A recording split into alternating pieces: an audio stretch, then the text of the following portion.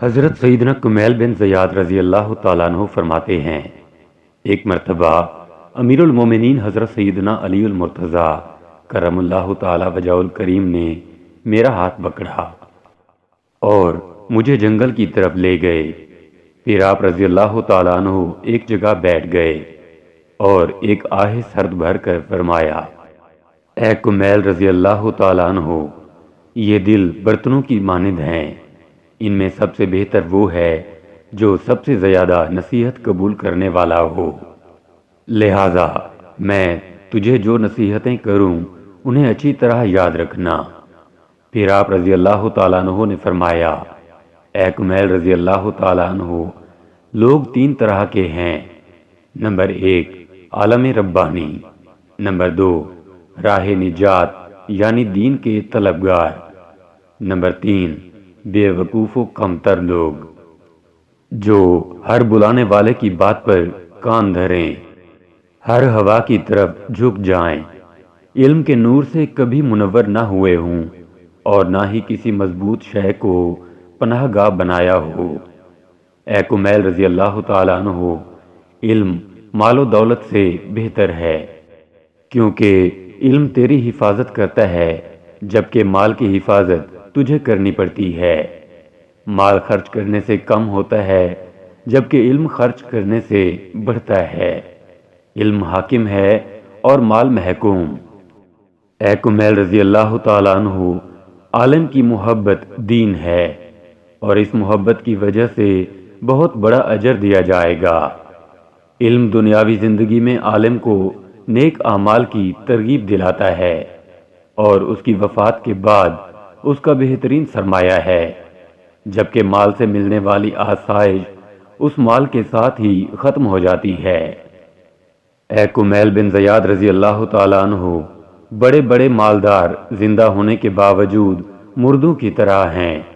علماء کرام اگرچہ دنیا سے پردہ کر چکے، لیکن جب تک زمانہ باقی ہے تب تک وہ باقی رہیں گے۔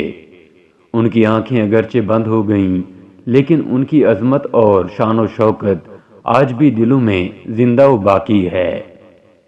پھر حضرت سیدنا علی کرم اللہ تعالی وجہ الکریم نے اپنے سینے کی طرف اشارہ کرتے ہوئے فرمایا، افسوس، یہاں علم تو بہت جمع ہے، کاش مجھے کوئی اس کا اہل مل جائے تاکہ میں سارا علم اسے دے دوں۔ پھر فرمایا، ہاں، میری کچھ لوگوں سے ملاقات ہوئی لیکن میں ان سے مطمئن نہ ہوا۔ وہ دین کو دنیا کے لیے استعمال کرنا چاہتے ہیں اور اللہ عز و جل کی نعمتوں کے ذریعے اس کے بندوں پر بڑھائی چاہتے ہیں اور اپنے دلائل کے ذریعے اللہ عز و جل کی تقدیر پر غالب آنا چاہتے ہیں۔ کچھ لوگ ایسے ملے جو اہل حق کے فرما بردار تو ہیں لیکن ان میں بصیرت و حکمت نہیں، تھوڑے سے شک و شبہ سے ان کا دل ڈگمگا جاتا ہے، نہ ادھر کے نہ ادھر کے، بس خواہشات نفسانیہ کے پیچھے پڑے ہیں، ہر مال و دولت جمع کرنے میں مگن ہیں، دین کے مبلغین سے انہیں کوئی غرض نہیں۔